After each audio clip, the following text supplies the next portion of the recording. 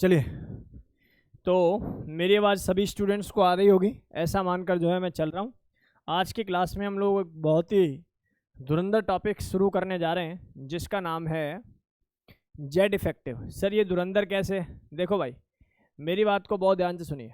मुझे नहीं पता ऑनलाइन किस टीचर ने क्या डाल रखा है, लेकिन मैं इतना कह सकता हूँ कि जो मैं अभी पढ़ाने जा रहा हूँ उससे आप लोगों के जेईई एडवांस के क्वेश्चंस जो हैं बड़े आराम से लगने वाले हैं, राइट। अगर जेईई एडवांस का सवाल स्लेटर रूल से आ जाएगा, जेड इफेक्टिव से आ जाएगा, तो उसका बिल्कुल कहते हैं ना टॉप टू बॉटम सारा गेम जो है आज की क्लास में मैं जो है आपको कवर कर दूंगा। लगभग 1 घंटे की जो है क्लास होने वाली है, इसलिए बहुत ध्यान से चीज़ों को समझने की कोशिश कीजिए भाई। सभी बहुत ध्यान से चीज़ों को समझने की कोशिश कीजिए। आज की क्लास में जो हम लोग पढ़ाने जा रहे हैं, आज की क्लास में जो हम लोग टॉपिक मेनली पढ़ाने जा रहे हैं उस टॉपिक का नाम है जेड इफेक्टिव। फिर आज के बाद आप लोगों को एक शीट देते हैं हमेशा की तरह। चलिए, let's start with a very very very important topic, that is Z effective और इफेक्टिव न्यूक्लियर चार्ज, राइट। सी, तो यहाँ से मैं इस टॉपिक को शुरू कर रहा हूँ जिसका नाम है जेड इफेक्टिव या इफेक्टिव न्यूक्लियर चार्ज, है ना। Effective nuclear charge, effective nuclear charge, effective nuclear charge. इसी के बीच में मैं एक टॉपिक और पढ़ा दूंगा जिसका नाम क्या होगा? Shielding effect, shielding effect,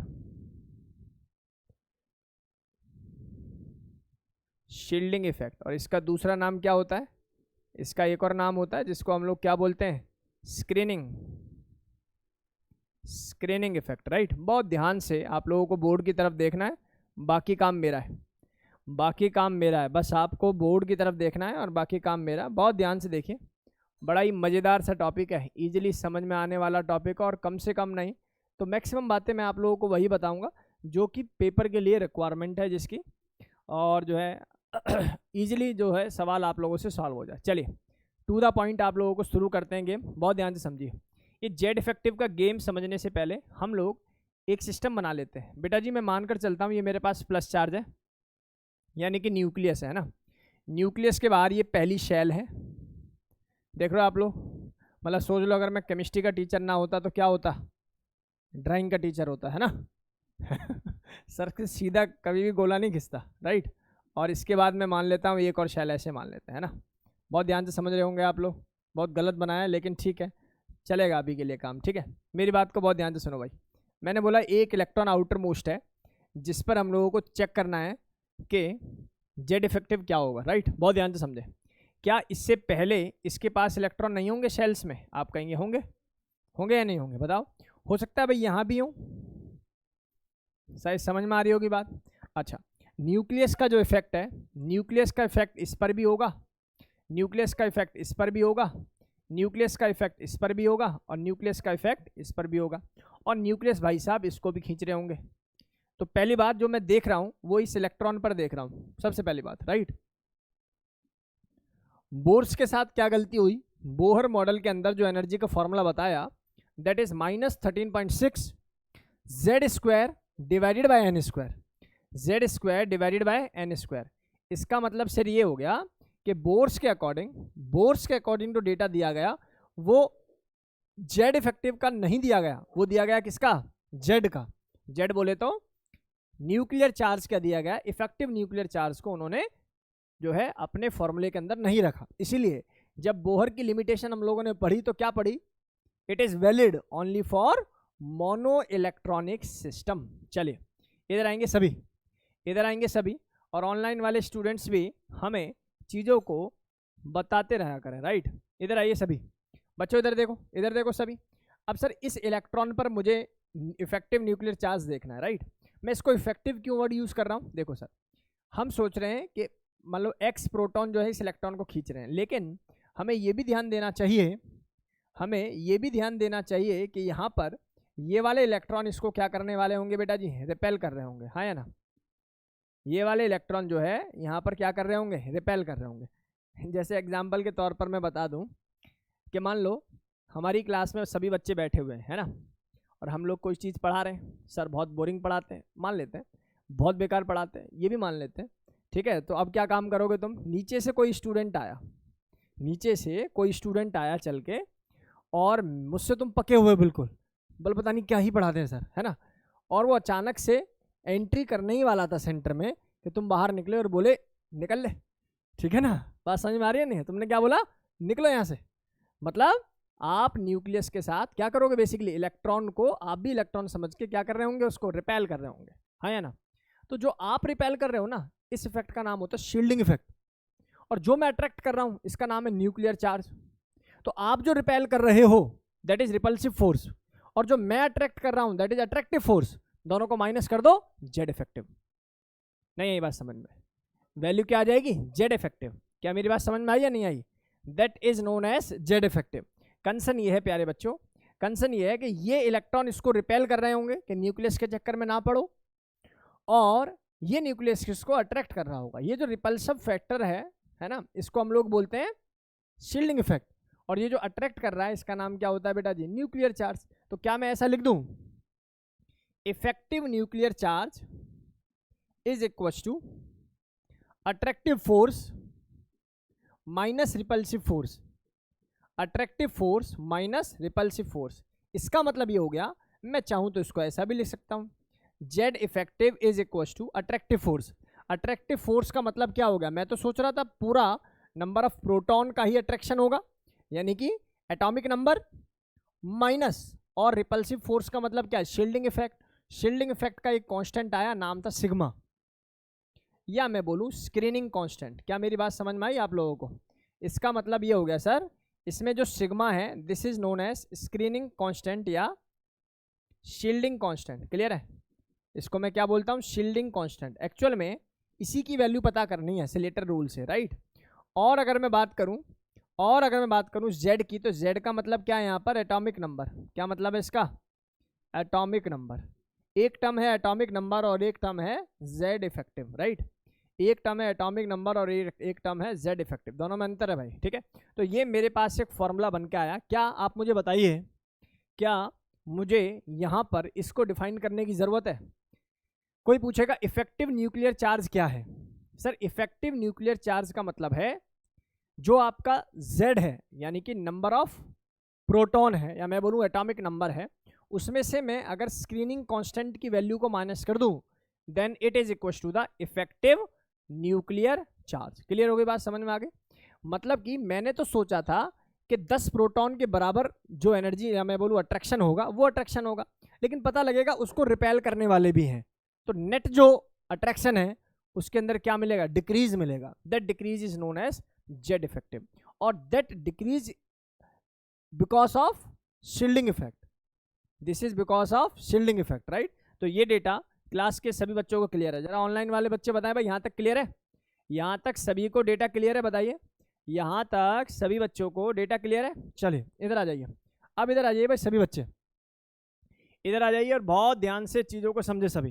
sir ये तो वास्तव में बेसिक है, हर किताब में लिखा हुआ है, तो इसमें नई बात क्या है? तो देखिए, नई बात को सुनने के लिए आपको बोर्ड की तरफ देखना होगा। इधर देखेंगे सभी, इधर देखेंगे शील्डिंग कैसे निकालते हैं, हाँ वही बताएंगे, ठीक है, अभी वही बताने वाला हूँ। तो कुल मिला के बात ये है कि देखो, एटॉमिक नंबर तो हमें एलिमेंट का पता ही होता है, बस सिग्मा निकालना आ जाना चाहिए। सिग्मा बोले तो शील्डिंग कांस्टेंट, और शील्डिंग कांस्टेंट को बताया किसने, स्लेटर नाम का एक रूल है, स्लेटर्स रूल इसको बोलते हैं। क्या बोलते हैं इसको, स्लेटर्स रूल। तो स्लेटर्स रूल ऐसे मैं ये नहीं कहूँगा कि बहुत ज़्यादा इंपॉर्टेंट है, इतना इंपॉर्टेंट कि इसको पढ़े बिना काम नहीं चलेगा, मैं ऐसा नहीं कहता। लेकिन हाँ, स्लेटर रूल जो एडवांस वाला बच्चा है, या मैं बोलूँ एंट्रेंस वाला बच्चा, भैया उसको एक बार पढ़ तो लेना चाहिए, बहुत मुश्किल भी नहीं है, ठीक है। इधर आएंगे सभी, इधर देखेंगे सभी, इधर देखेंगे भाई।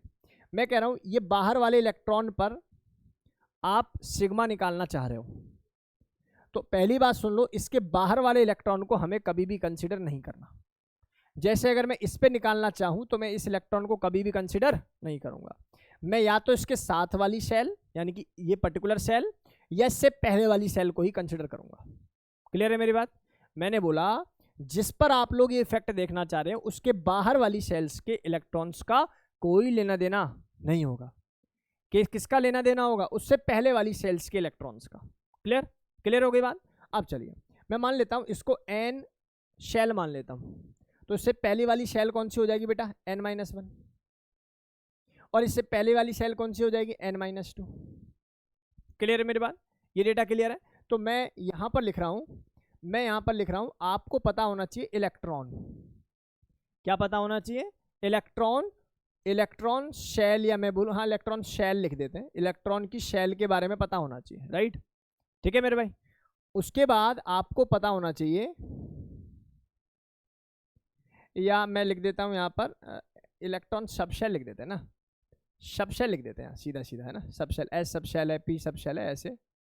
और यहाँ मैं लिख देता हूँ आपको n की वैल्यू पता होनी चाहिए, मतलब बता देंगे उसके लिए क्या कंट्रीब्यूशन है, और एक वैल्यू n-1 पता होना चाहिए। ठीक है, n और n-1 की वैल्यू आप लोगों को पता होनी चाहिए। इसके अलावा n-2, या मैं बोलूँ n-3, या मैं बोलूँ n-4, यानी कि ये वैल्यू जो है आप लोग कितने भी ले सकते हैं। बहुत ध्यान से सुनेंगे सभी, बहुत ध्यान से सुनने की कोशिश करेंगे प्यारे बच्चों। बस अभी वही गेम आने वाला है जो आप लोगों को बाकी बच्चों से अलग कर देगा, इसलिए ध्यान से सुने प्यारे बच्चों। सब शेल के अंदर मैंने बोला S और P दोनों के लिए एक ही रूल चलेगा, जितने इलेक्ट्रॉन N के अंदर हैं उसका कंट्रीब्यूशन लेते हैं हम लोग 0.35। कितना लेते हैं बेटा, 0.35। अगर n-1 पे आ जाते हैं तो दिस इज 0.85। क्लियर। और अगर n-2 n-3 पे आते हैं तो इसका कंट्रीब्यूशन हमेशा कितना लगा के चलते हैं, 1 लगा के चलते हैं। क्लियर। अब आ जाते हैं sp के अलावा, अगर मैं बात करूं d एंड f, या d और f लिख लो, d और f के अंदर जो n की वैल्यू है उसके लिए वैल्यू हम लोग लगा के चलते हैं, कितनी बताओ, कितनी लगा के चलते हैं, बोलो 0.35 ही लगा के चलते हैं। लेकिन n-1 के लिए वैल्यू 1, n-2 के लिए value 1 and so on, 1 he consider करेंगे, 1 ही कंसिडर करेंगे, किसके लिए, d एंड f के लिए। किसके लिए, d एंड f के लिए। अब मेरी बात को बहुत ध्यान से सुन लो सभी, बहुत ध्यान से सुन लीजिए भाई सभी। फॉर मल्टी इलेक्ट्रॉन सिस्टम, अब मल्टी इलेक्ट्रॉन का मतलब है यहाँ पर मोर देन 1 मान लो, या मैं बोलूँ फॉर 2 इलेक्ट्रॉनिक सिस्टम, है ना, फॉर 2 इलेक्ट्रॉन बोले तो लाइक हीलियम, है ना, किताब ने केवल हीलियम लिखा है, लेकिन यहाँ 2 इलेक्ट्रॉन का मतलब ये भी तो हो सकता था लिथियम प्लस, या इसका मतलब ये भी तो हो सकता था बेरिलियम +2। ठीक है प्यारे बच्चों। अगर सिस्टम 2 इलेक्ट्रॉन का है तो उस केस के अंदर आप हमेशा n की वैल्यू को कितना लेकर चलेंगे, 0.3, या मैं बोलूँ 0.30, एक ही बात है। मैंने क्या बोला, ऐसा किताब कह देती है एक्सेप्ट हीलियम n की वैल्यू चाहे s हो, चाहे p हो, चाहे d हो, चाहे f हो, क्या लगा के चलते हैं, 0.35। एक्सेप्ट हीलियम हम लोग जो है ये डेटा बताते हैं, राइट। तो सर डेटा समझ में आ गया होगा, यहाँ तक कोई दिक्कत वाली बात नहीं है। चलो एक बात और बतानी है आपको ना, एक electronic configuration as it is learn करना पड़ेगा, और ये स्लेटर का है, मेरा नहीं है। कहीं पता लगे आप एनर्जी रूल इसमें लगाना शुरू कर दो, नहीं, ये स्लेटर ने एक इलेक्ट्रॉनिक कॉन्फ़िगरेशन दिया और बोला जी इसी ऑर्डर में आप लोगों को चीज़ों को देखना होगा। ठीक है, इधर आइए सभी। सबसे पहले इन्होंने बोला जी 1s, इसके बाद बोला इन्होंने 2s और 2p, इसके बाद बोला इन्होंने 3s 3p, इसके बाद बोला इन्होंने 3d, याद रहे ये अलग करना है। इसके बाद बोला इन्होंने 4s 4p, और d को क्या करना है बेटा जी बताओ, 4s 4p 4d को अलग करना है। ऐसे ही आपको ऐसे ही 4f को भी क्या लिखना है, अलग लिखना है, एंड सो ऑन।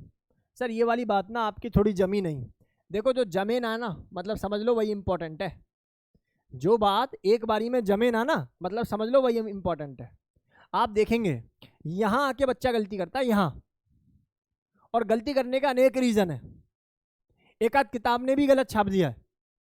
आपको 3D को अलग से ही लेना पड़ेगा, आपको 3D को अलग से ही लेना पड़ेगा। क्लियर। अब देखिए कैसे लेते हैं, कैसे काम करते हैं, हम लोग उस पर विचार करेंगे। एक बार दोबारा बता रहा हूँ, ये स्लेटर का इलेक्ट्रॉनिक कॉन्फ़िगरेशन है, ऐसे ही लिखना है। हमने 1s को अलग ब्रैकेट में रखा है, 2s 2p को अलग लिखा है, 3s 3p को अलग लिखा है, जबकि 3d को अलग लिखा है। इन शॉर्ट में कह सकता हूँ s और p को तो साथ लिख लो, d और f को अलग अलग लिखो। ठीक है बेटा, एस और पी को साथ में लिख लो, डी और एफ को क्या लिखना है, अलग अलग लिखना है, अलग अलग इसकी वैल्यू को जो है लिखना है। चलिए बहुत जल्दी से ये फटाफट से नोट करिए। चलिए स्टूडेंट नोट इट डाउन। चलिए भाई नेक्स्ट, ये शायद सभी ने नोट कर लिया होगा भाई, ठीक है। नेक्स्ट इधर आ जाइए सभी। अब कुछ क्वेश्चंस करने का समय आ चुका है, कुछ क्वेश्चंस करने का समय आ चुका है। आइए देखिए कुछ क्वेश्चंस जो है करने का समय आ चुका है। सबसे पहले उठा लेते हैं लिथियम, लिथियम है ना। चलिए बताइए लिथियम का एटॉमिक नंबर आपकी नज़र में कितना होना चाहिए, 3 होना चाहिए। और एटॉमिक नंबर अगर आपको पता है तो इलेक्ट्रॉनिक कॉन्फ़िगरेशन भी पता होगा, 1s2 2s1 राइट। मैं आपसे कह रहा हूँ आउटर मोस्ट इलेक्ट्रॉन पर वैल्यू उसकी हम लोग जो है सिग्मा निकालेंगे, ठीक है। किस पर निकालेंगे, आउटर मोस्ट पे। चलो निकालते हैं। इधर आइए भाई सभी, मुझे बताइए इस बाहर वाले एक इलेक्ट्रॉन पर हम लोगों को क्या निकालना है, सिग्मा वैल्यू निकालनी है। इधर देखेंगे सभी, इधर देखो, मुझे बताइए सिग्मा कैसे निकलेगा। सर आपने बोला था जिस पर हम लोगों को देखना है हम उसका कंट्रीब्यूशन नहीं निकालेंगे, उससे पहले वाले का निकालेंगे। उस पर तो हम लोग देख ही रहे हैं वैल्यूज़ को, है ना। तो देखिए ज़रा ध्यान से, इधर बहुत ध्यान से देखिए सिमरदीप। मैं कह रहा हूँ बेटा इसका नहीं निकालेंगे तो उसका पड़ोसी का निकालेंगे। मुझे बताओ ये वाली शेल कौन सी शेल मानी जाएगी भाई, सेकंड है तो n मानी जाएगी, n-1। तो ऑब्वियसली ये वाली क्या मानी जाएगी बेटा, n-1। आप याद करो मैंने क्या बोला था, s के इलेक्ट्रॉन का कंट्रीब्यूशन। s के अंदर मैं देखूं ये तो इलेक्ट्रॉन चला गया, n-1 ही बचा, और इसके अंदर कितने इलेक्ट्रॉन है, 2। और n-1 का कंट्रीब्यूशन कितना होता है, 0.85। वैल्यू बताओ, ये वैल्यू आ जाएगी सर 1.7। क्लियर, कांस्टेंट है 1.7। आपसे कोई पूछेगा tell me the value of z effective, तो sir what is the formula of z effective, atomic number minus sigma. The value of atomic number is 3 minus 1.7, then the answer is 1.3। Are you getting my words or not, बताओ। तो sir यहाँ से मुझे z effective की value नजर आ गई। देखो मुझे लग रहा है कि मेरे 3 प्रोटॉन इलेक्ट्रॉन को खींच रहे होंगे, लेकिन सच्चाई क्या है कि 1.5 प्रोटॉन का ही फोर्स ऑफ अट्रैक्शन उस पर लग रहा होगा। मैं बोलूँ 1.3 प्रोटॉन का ही फोर्स ऑफ अट्रैक्शन लमसम उस पर लग रहा होगा, राइट। क्लियर है ये वैल्यू। चलो इसके अलावा अगर मैं बात करूं, एक एलिमेंट और है मेरे पास, इसी के बगल वाला बात कर लेते हैं ताकि फिर एक रिलेशन आपको बता पाए। इससे बगल में कौन है मेरे पास, बताओ जरा, बेरिलियम। चलो बेरिलियम का atomic number 4, electronic configuration 1s2 2s2। चलो आउटर मोस्ट इलेक्ट्रॉन पर लगाते हैं, तो सिग्मा की वैल्यू कितनी हो जाएगी सर, इसमें 2 हैं तो 1 तो यूज हो रहा है, बचा 1, तो इसका मतलब क्या हो गया 1 मल्टीप्लाई बाय n। n की वैल्यू क्या होती थी s के लिए, 0.35 प्लस n-1 में कितने हैं बेटा, 2, इसका मतलब 2 इलेक्ट्रॉन मल्टीप्लाई बाय 0.85। आंसर बताओ जल्दी से, कितना आंसर आएगा, 2.05। कितनी वैल्यू आ जाएगी, 2.05। अब मुझे एक बात बताइए, what is the value of z effective over there, sir it is 4 minus 2.05, तो दिस इज 1.95। पक्का यही वैल्यू आएगी, चेक कर लेना भाई मैथमेटिक्स।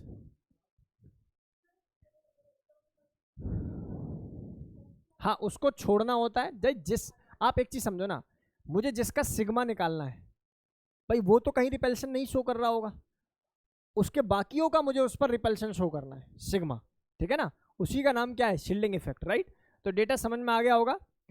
सर इसमें हमने सेकंड वाला क्यों यूज किया, बीई में सेकंड वाला कहाँ यूज किया भाई, बाहर वाला इलेक्ट्रॉन है ना, मानो एक s है बाहर वाली 2s, इसमें 2 इलेक्ट्रॉन है, मुझे 1 इलेक्ट्रॉन पर निकालना है, तो एक s तो अभी है ना, अभी 1 इलेक्ट्रॉन तो है ना मेरे भाई, उसको तो लेकर चलेंगे हम लोग, ठीक है। संस्कार क्लियर है बेटा। चल इधर आ जाओ, इधर आ जाइए। इस केस में इसके बाद बात करें, इसके बाद अगर बात करें तो मेरे पास अगला एलिमेंट कौन है जी, बोरॉन है। सर बोरॉन का एटॉमिक नंबर कितना होता है, 5, electronic configuration 1s2 2s2 2p1। आओ चलो बताओ, मुझे बताओ शेल ये है, शेल तो इसका मतलब ये पूरा n है ना यार, n-1 तो ये है, क्यों भाई, क्लियर है बात, जो वर्ड मैंने बोले हैं वो क्लियर है। इसके बाद अगर मैं आपसे कहूँ कि भाई सिग्मा निकालिए, तो सिग्मा कैसे निकलेगा, सर देखो बाहर वाले इलेक्ट्रॉन पे लगाने के लिए बोला है आपने। सर हम क्या इन पे भी लगा सकते हैं? हाँ, अगर इन पे लगाओगे तो बाहर वाला कट, केवल अंदर अंदर वालों पे लगेगा, हाँ या ना? तो सर इस पर अगर मैं लगाता हूँ, अगर मैं इस पर लगाता हूँ तो वैल्यू बताइए कैसे निकलेगा? सर ये तो कैंसिल हो गया, इससे पहले वाला n है तो मतलब कितने इलेक्ट्रॉन है? 2 मल्टीप्लाई बाय 0.35 प्लस कितने इलेक्ट्रॉन है? 2, 2 इंटू 0.85, वैल्यू बताओ जल्दी से। 2.4। जेड इफेक्टिव बताओ मुझे, दैट इज 5 माइनस 2.4, कितनी वैल्यू आ जाएगी? 2.6 वैल्यू आ जाएगी। कितनी वैल्यू आ जाएगी? 2.6 वैल्यू आ जाएगी। इधर आओ, इधर आओ सभी बच्चे इधर देखें भाई सभी। आप मुझे एक बात बताइए, एक वैल्यू और ले लेते हैं यहाँ पर, कार्बन ले लें। कार्बन कितना होता है? 6। Electronic configuration 1s2 2s2 2p2, right. बाहर वाले इलेक्ट्रॉन पर निकालना है तो बताइए n के अंदर कितने इलेक्ट्रॉन है अभी प्रेजेंट? 3। सर n के अंदर तो 4 इलेक्ट्रॉन है, आप कह रहे हो 3। भैया एक तो वो है ना जिस पर हमें वैल्यूज को देखना है। इसका मतलब ये हो गया कि यहाँ से 3 मल्टीप्लाई बाय कितना? 0.35। अब प्लस कर दें 2 मल्टीप्लाई बाय 0.85, वैल्यूज बताओ कितना आ जाएगा? जरा कैलकुलेट करो। 2.75 पक्का?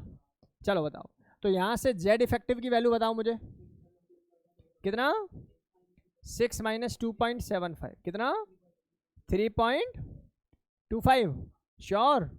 चलिए, अब ऐसा बच्चे कह रहे हैं कि ये वैल्यू ऐसी आनी चाहिए। अब मुझे थोड़ा सा स्पेस चाहिए ताकि मैं आप लोगों को इस पर बेस्ड एक धुरंधर बात बता पाऊँ। आओ भाई इधर आओ। देखिए भैया, जो किताबों में नहीं है ना उस चीज़ को समझने का मतलब ही एंट्रेंस है, ठीक है?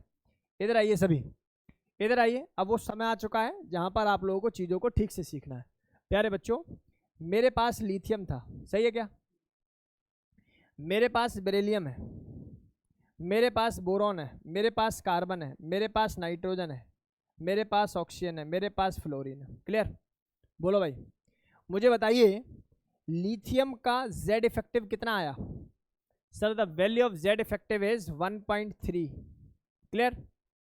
मुझे बताइए इसके बाद बेरिलियम का जेड इफेक्टिव कितना आया? Sir this is 2.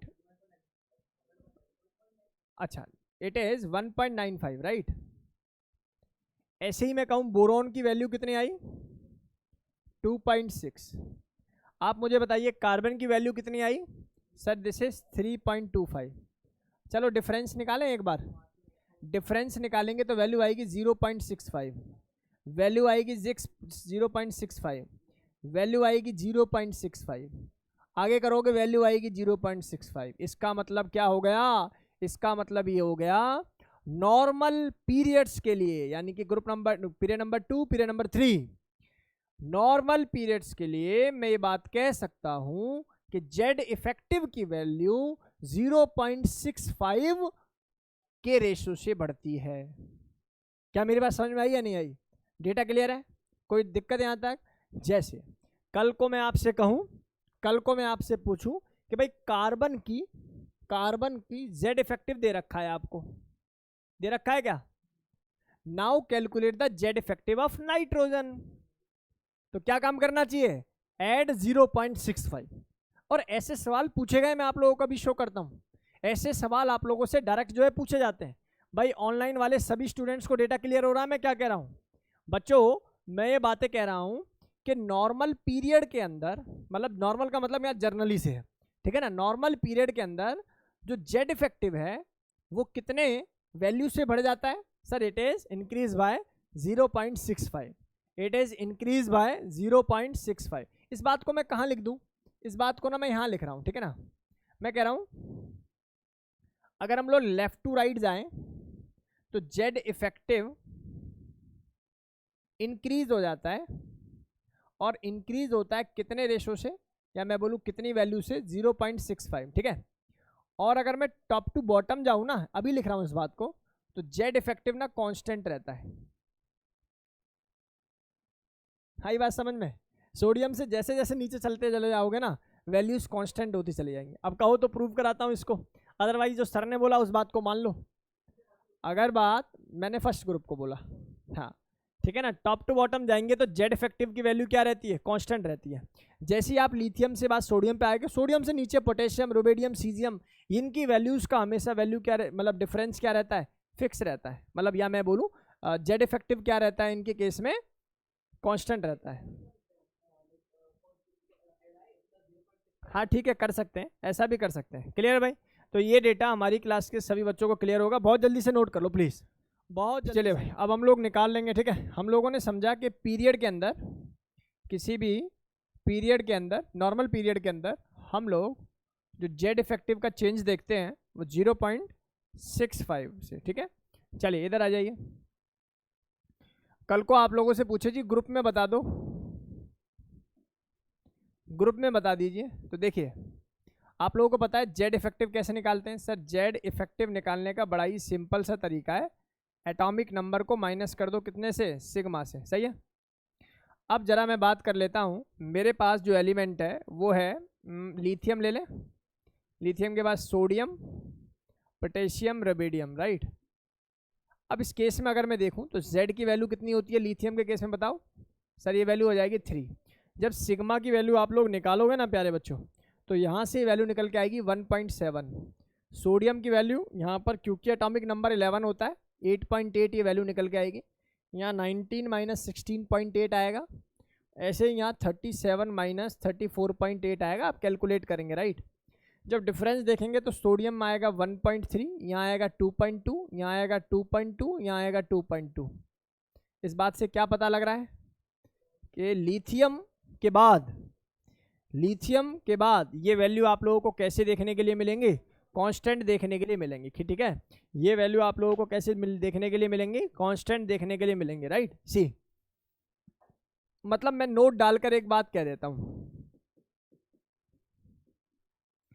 अगर मैं टॉप टू बॉटम जाता हूं जनरली जो जेड इफेक्टिव की वैल्यू है वो क्या रहेगी बच्चों, क्या रहेगी, कांस्टेंट आफ्टर लिथियम। ठीक है भाई। अगर मैं लेफ्ट टू राइट जाता हूं तो जेड इफेक्टिव की वैल्यू क्या होगी बच्चों, बढ़ेगी। और बढ़ने वाला जो पार्ट होगा वो कितना होगा, 0.65 टाइम्स। उसमें एडिशन आप लोग करते चले जाओगे, वैल्यूज जो है आप लोगों को मिलती चली जाएंगी। सर ये बहुत ही ज़्यादा बेसिक है। अब हम लोग एक सवाल कर लेते हैं प्यारे बच्चों, है ना। एक सवाल जो देखो आया हुआ सवाल है, मैं वो आप लोगों को बता देता हूँ, और मुझे ऐसा लगता है कि आप लोग बड़े इजीली इस सवाल का आंसर मुझे बताएंगे। ठीक है, चलिए देखते हैं ऑनलाइन क्लास में से कोई बच्चा आंसर करता है क्या, है ना। If the value of Z effective, if the value of Z effective for sodium is X, then find out Z effective of calcium.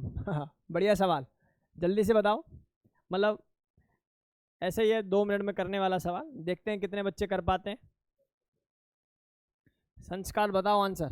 अब एक tell me the right answer. कितना आंसर आ रहा है जल्दी बताइए।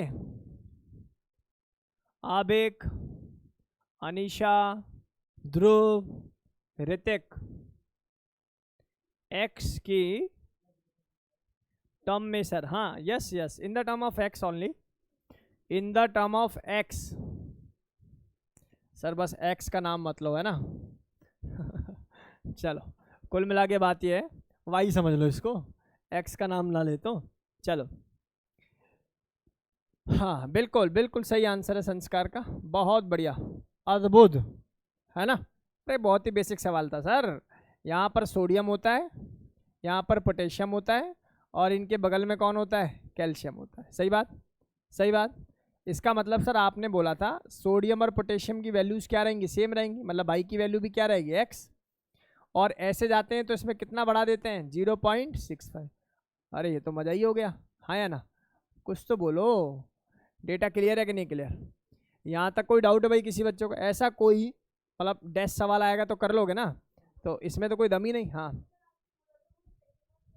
मतलब इन जर्नल, ठीक है ना, हाँ जर्नली ये वैल्यूज जो है ऐसी ही लाई करती हैं, राइट। चलिए, तो ये डेटा हमारी क्लास के सभी बच्चों को समझ में आ रहा होगा। अब मैं आप लोगों को थोड़ा सा ऊपर पहुंचा रहा हूँ भाई, ध्यान से सुनेंगे सभी बच्चे। इधर आ जाइए। आप लोगों को याद है मैंने एस और पी पढ़ा दिया है ना। अब मैं आपको मूव करता हूँ डी एंड एफ पे, है ना। For D and F, for D और एफ लिख सकते हो, ठीक है ना। इधर आइए सभी प्यारे बच्चों, मैं एग्जाम्पल से ही पढ़ाता हूँ। देखो मेरे पास ना जिंक है, ठीक है भाई, और जिंक के अंदर अगर मैं देखूँ इलेक्ट्रॉनिक कन्फिग्रेशन, क्योंकि एटॉमिक नंबर 30 होता है, that is 1s2 2s2 2p6। समझदार बच्चा कौन जो इसको ऐसे करके लिखे, हाँ या ना। 1s2 2s2 2p6 then 3s2 3p6। उसके बाद फिर लिखेगा यहाँ 3d10, इसको भी बंद करेगा, और फिर बाद में लिखेगा क्या यहाँ 4s2, इसको भी बंद कर ले अभी के लिए। ऑल दो एस वाला पार्ट बच्चों को दिख नहीं रहा उधर, है ना। मैं थोड़ा इधर लिख दूँ, थोड़ा सा कैमरे को सेट करना होगा। चलो फिलहाल के लिए हम लोग इसको ऐसे लिख देते हैं, this is 1s2 then 2s2 2p6 3s2 3p6 आगे 3d10 और यहाँ पर 4s2। यहाँ कोई एनर्जी रूल अप्लाई मत करना, ठीक है भाई। सीधी सीधी बात जो स्लेटर ने बोली है वही हम लोग काम करने जा रहे हैं। उससे बोला है कि भाई डी के इलेक्ट्रॉन पर लगाना है। किसके इलेक्ट्रॉन पर लगाना है? डी के इलेक्ट्रॉन पर ये वैल्यू जो है आप लोगों को लगानी है, ठीक है भाई। ये ब्रैकेट लगाना आप लोग जानते हो। आप लोग जानते हो जब डी पे लगाना है तो इसके इधर वाला सारा कैंसिल, ये सही है भाई। डी पे लगाना है तो उससे उधर वाला सारा कैंसिल। अच्छा सर आप बताइए ज़रा, डी के अंदर अभी मेरे पास कितने इलेक्ट्रॉन लगे हुए हैं? बोलो कितने लगे हुए हैं? 9। और सर ने क्या बोला था? सर ने बोला था n जो होगा n उसके लिए तो 0.35 होगा, लेकिन n-1 के लिए वैल्यू हमेशा क्या रहेगी? अब गलती कहाँ होती है वो देख लो पहले। जहाँ गलती होती है ना उस वाले पार्ट को समझ लो। गलती होती है बच्चा समझता है n ये वाला होगा पूरा, बस। और दिखने में भी सही है, सर ये 3 है 3 है 3 है। लेकिन जो इस ब्रैकेट के खेल को समझा वो ये बात समझा। ऑल्दो स्लेटर के अंदर काफ़ी सारी लिमिटेशन भी थी, जिनमें से एक लिमिटेशन यही थी। क्या मेरी बात समझ में आ रही है नहीं आ रही? तो आपको मानकर चलना पड़ेगा। यहाँ पर n केवल और केवल कौन होगा? 3D के इलेक्ट्रॉन होंगे। और 3D में अब बकाया इलेक्ट्रॉन कितने बताओ जल्दी से? 9, क्योंकि एक पर तो देखना है। तो यानी कि 9 इंटू कितना? 0.35 प्लस इलेक्ट्रॉन काउंट करो बाकी 6 + 2 8 + 6 14 16 और 2 यानी कि 18 × 1। बोलो यस और नो। यहाँ से क्या आंसर आएगा? सर जो भी आंसर आएगा वो हमारा आंसर होगा। कितना आ जाएगा? 21 आंसर है, 21.15 ऐसा कह रहे हो आप लोग? चलो भाई कैलकुलेशन वाला पार्ट देख लेना है ना, अदरवाइज हमें और समय लगेगा, ठीक। तो ये डेटा हमारी क्लास के बच्चों को समझ में आ गया। और कोई पूछे जी जेड इफेक्टिव बता दो इनका, बता पाओगे? बताओ सर z माइनस सिग्मा, तो z कितना होता है? 30 माइनस 21.15। बोलो डेटा समझ में आया क्या? क्या आप लोग जिंक के डी इलेक्ट्रॉन का ये वैल्यू निकालना सीख गए, जेड इफेक्टिव या नहीं? क्लियर है? तो ये डेटा आपको समझ में आ जाए। देखो सुनने में कितना अच्छा लगता है कि जिंक के पास 30 प्रोटॉन है और खींच रहा होगा बढ़िया तरीके से, है ना। लेकिन एक बात समझो, जिंक मेटल भी तो है। मेटल का ये नारा है इलेक्ट्रॉन नहीं हमारा है, तो मेटल तो इलेक्ट्रॉन को डोनेट करना चाहता है, तो उसका जेड इफेक्टिव क्या होना चाहिए? कम होना चाहिए। आप देख सकते हो, आप देख सकते हो।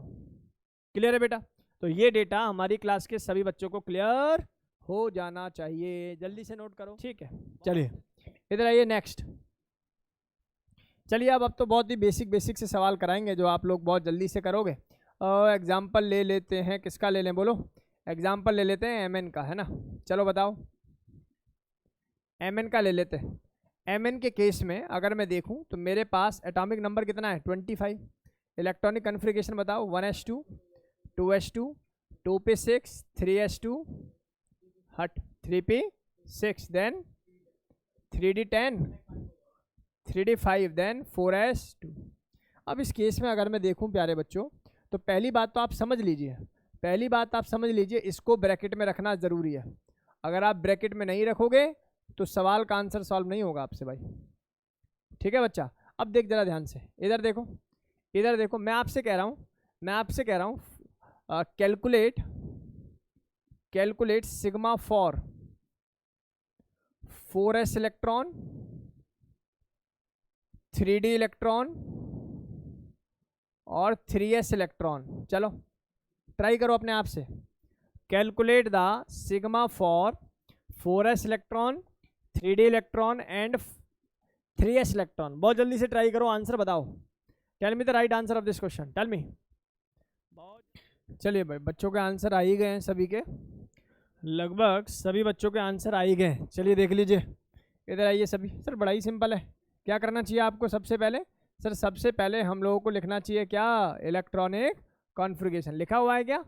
चलो अब मुझे चाहिए जी 4s इलेक्ट्रॉन के लिए। किसके लिए चाहिए? 4s इलेक्ट्रॉन के लिए। देखिए सभी, सिग्मा फॉर 4s, बताओ जरा 4s के अंदर आपके पास कितने इलेक्ट्रॉन दिखाई दे रहे हैं? 2। एक पर लगेगा, एक पर नहीं लगेगा। इसका मतलब n की वैल्यू क्या हो गई बेटा जी? 1 multiply by contribution of s, sir 0.35 plus n-1। n-1 की वैल्यू क्या रखूं अब मैं? नहीं, मैं क्या रखूं ये बताओ मुझे। मैं ये रखूं या पूरा रखूं? हाँ बस यही सुनना था कि सर यहाँ पर 5 ही आएगा, यहाँ पर वैल्यू क्या आएगी? 5 ही आ गई। अब बच्चे ने अगर ये तीनों को ऐड करके लिखा तो पिक्चर गलत, ठीक है ना? ये मेरा रूल नहीं है, किसका है? स्लेटर रूल है। सर ये तो इलेक्ट्रॉनिक कॉन्फ़िगरेशन का भी वैलिडेट कर रहा। हाँ कह सकते हो ना, एक टाइप का तुक्का था कि वैल्यूज़ को जो है लगाता चला गया, लेकिन जब एटॉमिक नंबर बहुत ज़्यादा हो जाता है तो ये भी वैल्यू जो है नहीं ठीक तरीके से आती है। मैं बोलूँ जेड इफेक्टिव आप लोग नहीं कैलकुलेट कर पाते हैं। तो 1 × 0.35 प्लस 5 यहाँ मल्टीप्लाई करना पड़ेगा किससे? 0.85, और बकाया जो भी है भाई इसको प्लस करो। कितना प्लस हो जाएगा बताओ? 6 + 2 कितना आ जाएगा? 8 + 6 14, 16 और ये 2, तो यानी कि 18 × 1। तो बोलो डेटा समझ में आया क्या? तो सिग्मा फॉर बता दो मुझे 3D। सर इससे बाद वाला तो लेंगे ही नहीं, पहले वाला लेंगे और उसको लेंगे, तो यानी कि यहाँ पर 4 इलेक्ट्रॉन बचेंगे। पहली बात 4 × कितना करना पड़ेगा? 0 प्लस, अब इसके बाद सर 18 मल्टीप्लाई बाय 1। किसी को कोई दिक्कत तो नहीं है? क्योंकि सर ये डी है, डी और एफ में हम लोग जो है वैल्यूज को n-1 को मल्टीप्लाई करते हैं, किसने से? 1 से मल्टीप्लाई करते हैं। क्लियर हो गया? नेक्स्ट आता है सिग्मा फॉर 3s बोला हुआ है। चलो 3s के बाद वाला सारा कैंसिल, तो 3s में n को 1 मान लें तो इसका मतलब 1 ही आएगा। ये एक इलेक्ट्रॉन अब भी है भाई, 2 है तो एक पर देखेंगे तो एक तो रहेगा, तो 1 × अच्छा प्लस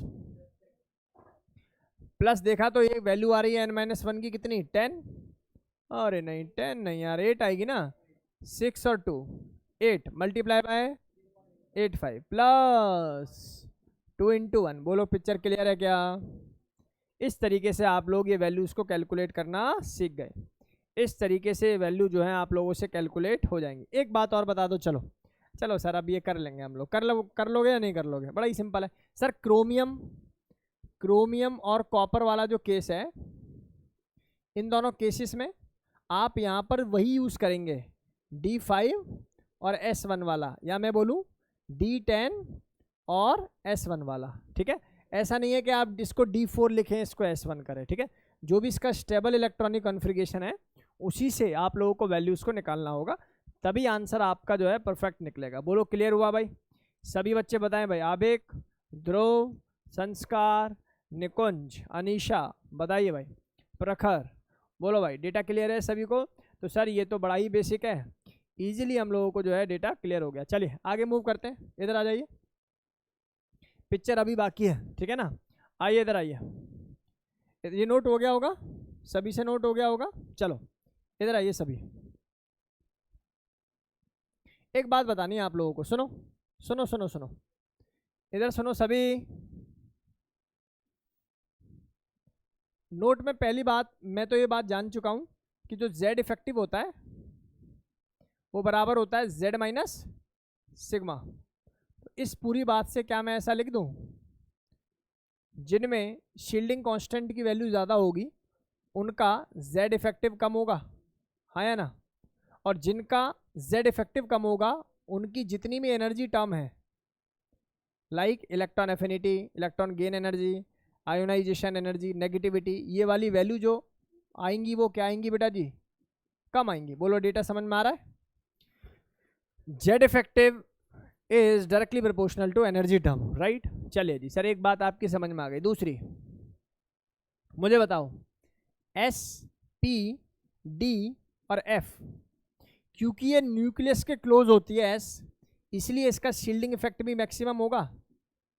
और शील्डिंग इफेक्ट मैक्सिमम का मतलब समझ रहे हो, शील्डिंग कांस्टेंट की वैल्यू भी क्या होगी, मैक्सिमम होगी। बोलो हाँ या ना। और एफ को इसलिए बोलते हैं poor shielding effect, poor shielding effect. आप लोगों को मैंने पढ़ाया, क्या पढ़ाया मैंने आप लोगों को, मैंने एक दिन आप लोगों को पढ़ाया था लेंथेनाइड कॉन्ट्रैक्शन पढ़ाया था। और लेंथेनाइड कॉन्ट्रैक्शन होने का मेन रीजन क्या है, एफ सबसेल की प्रेजेंस। पुअर शील्डिंग इफेक्ट होने की वजह से न्यूक्लियस का जेड इफेक्टिव वैल्यू बढ़ जाती है, और जेड इफेक्टिव बढ़ने से साइज क्या हो जाता है, कॉन्टिन्यूसली डिक्रीज। तो लेंथेनाइड कॉन्ट्रैक्शन की डेफिनेशन क्या थी, continuously decrease in size with increase of atomic number is known as lengthenide contraction and it is due to the poor shielding effect of F subshell। Clear है भाई। तो ये data हमारी class के सभी बच्चों को क्लियर है। तीसरी बात बताने जा रहा हूँ, सुनो। मतलब इसका क्या सिग्निफिकेंस है, इसका क्या सिग्निफिकेंस है, इसका क्या सिग्निफिकेंस है, इसका सिग्निफिकेंस ये है कि SPDF के केस में, S के केस में सिग्मा की वैल्यू बढ़ जाती है। जब सिग्मा बढ़ेगा तो जेड इफेक्टिव क्या हो जाएगा बच्चा, कम हो जाता है। किसके लिए, एस के लिए। लेकिन एफ की बात करूं तो एफ के लिए सिग्मा की वैल्यू क्या हो जाती है बेटा जी, मतलब समझ रहे हो ना, सिग्मा की वैल्यू एफ के लिए क्या हो जाती है, कम हो जाती है। तो इसका मतलब जेड इफेक्टिव क्या हो जाएगा, बढ़ जाएगा। और जेड इफेक्टिव का बढ़ने से मतलब साइज क्या हो जाएगा, घट जाएगा। और यहाँ पर साइज क्या हो रहा होगा, बढ़ रहा होगा। बोलो डेटा क्लियर है, समझ में आना चाहिए भाई। तीसरी बात काम की बात, तीसरी बात काम की बात। सुनो भाई, सभी बहुत ध्यान से सुनिए।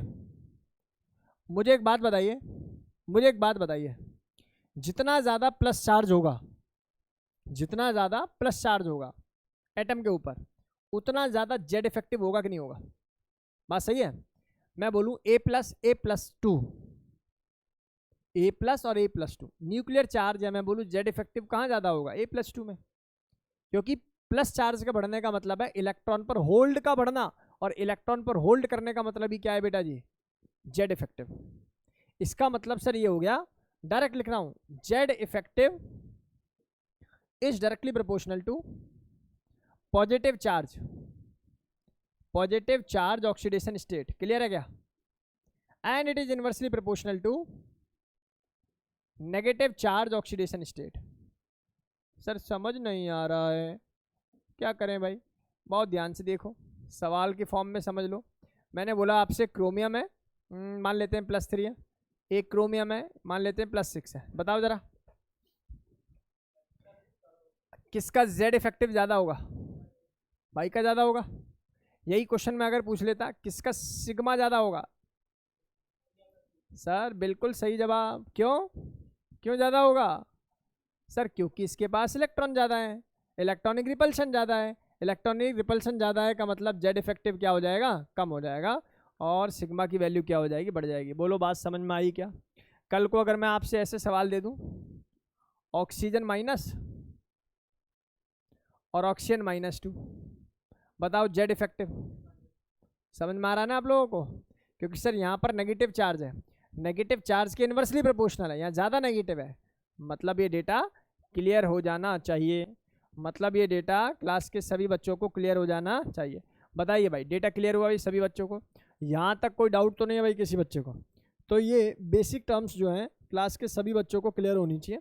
एक दो सवाल पूछ लेते हैं ऐसे ही, मतलब टॉपिक तो ख़त्म हो ही गया है, ऐसे ही सवाल पूछ लेते हैं। मैं आपसे पूछ लेता हूँ यहाँ पर कि मेरे पास है n और ये है n माइनस कर लेते हैं इसको ना, n और n प्लस, ये है मेरे पास O-2, F-1 और Na+ Mg+2, राइट। आपको बताना है सबका जेड इफेक्टिव बताना बच्चा है ना, जेड इफेक्टिव। ये भी क्या है जी? Z effective. बताओ बताओ बताओ बताओ सर, जेड इफेक्टिव का गेम आपने बताई है। सबसे ज्यादा कैटाइन, उसके बाद न्यूट्रल, और मिनिमम किसका होगा? अनाइन का या एनियन का, है ना। तो अभी बेसिकली आप लोग समझ पा रहे होंगे कि ये डेटा सर ने ऐसा क्यों लिखा है भाई। बोलो, क्या हमारे पास बैठे हुए ऑनलाइन ऑफलाइन सभी बच्चों को ये डेटा क्लियर है कि नहीं क्लियर? यहाँ तक कोई समस्या है? चलिए एक बार मैं दोबारा रिपीट करता हूँ। सर आए, सर ने बोला कि देखिए बाहर वाले इलेक्ट्रॉन को अंदर वाले इलेक्ट्रॉन रिपेल करते हैं।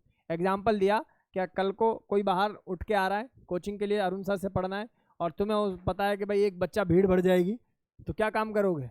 जाते हुए उसके कान में कह दोगे हम तो फंस गए, तुम मत फंसना। बस समझ में आ रही नहीं आ रही? मतलब उसको रिपेल करने की कोशिश करोगे, पर क्या तुम रोक पाओगे?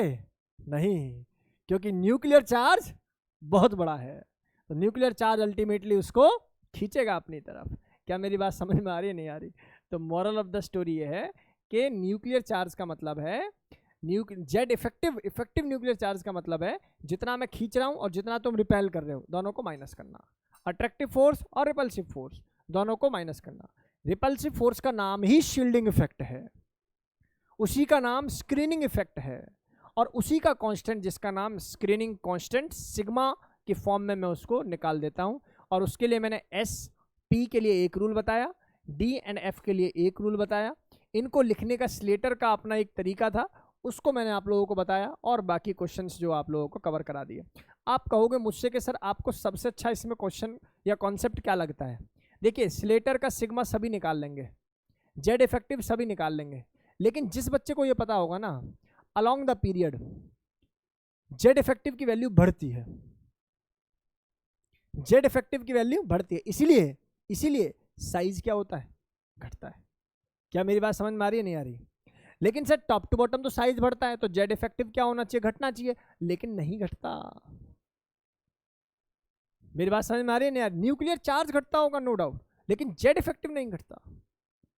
ये क्या कैसा रहता है? कांस्टेंट रहता है। तो बस यही बात आप लोगों को समझनी है, यही बात आप लोगों को सीखनी है। इससे ना एक इंटरफेरेंस और आता है, लेकिन वो उसकी लिमिटेशन वाला पार्ट है, तो मुझे नहीं लगता कि ज़्यादा आप लोगों को इसको डीप में पढ़ाने की ज़रूरत है। वो ये था कि इन्होंने बोला था top to bottom Z effective नहीं बढ़ता, ऐसा बोला इन्होंने, और left to right Z effective बढ़ता है, ठीक है, और उसका एक पर्टिकुलर मैग्नीट्यूड दे दिया, इतनी वैल्यू बढ़ती है। मेरी बात को बहुत ध्यान से सुनना, मैंने ऐसा पढ़ा है टॉप टू बॉटम जिस ऑर्डर में साइज बढ़ता है, मान लो ऊपर साइज 1 था तो नीचे 1.5 हो गया, 2 हो गया, लेकिन लेफ्ट टू राइट जो साइज का घटना होता है ना वो बहुत कम होता है, और ये बात स्लेटर के रूल को अपोज कर रही है। नहीं यही बात समझ में? मैंने बोला लेफ्ट टू राइट साइज जो है क्या होता है? घटता है। स्लेटर भी कह रहा है कि न्यूक्लियर चार्ज बढ़ता है जी, साइज घटता है, लेकिन टॉप टू बॉटम साइज क्या होता है? बढ़ता है, और बहुत बढ़ता है। जबकि लेफ्ट टू राइट साइज घटता है लेकिन कम घटता है। जितने मैग्नीट्यूड में ऊपर बढ़ रहा है टॉप टू बॉटम, उतने मैग्नीट्यूड में घटता नहीं है, मैं ये कहने की कोशिश कर रहा हूं। और इस बात को नहीं एक्सप्लेन कर पाए थे कौन? Slater rule. तो होप ये कंटेंट आपको क्लियर होगा। अब मैं आपके डिस्क्रिप्शन बॉक्स के अंदर अपना एक असाइनमेंट डाल रहा हूं, आप लोग उसको आज सॉल्व करें। और जो बच्चे मुझे ऑनलाइन देख रहे हैं, मैं फिर कह रहा हूं आप लोगों को, टॉपिक को पढ़ने का मजा कब है? जब आप प्रीवियस लेक्चर प्रॉपर तरीके से कर रहे हो, उसका असाइनमेंट कर रहे हो। आप लोगों ने एक चीज़ ऑब्जर्व की होगी, मैं क्लास पढ़ाता हूँ उसके बाद एक असाइनमेंट आपको ज़रूर देता हूँ। केवल पढ़ाने से सिलेक्शन नहीं होता, सिलेक्शन होता है शीट लगाने से। तो आप प्रॉपर तरीके से शीट लगाएं, और फिर हम लोग नेक्स्ट क्लास के अंदर जो है पढ़ने वाले हैं एटॉमिक रेडियाई। फिर ये चैप्टर आप लोगों का फिनिश हो जाएगा। Thank you so much to all of you, thank you so much students.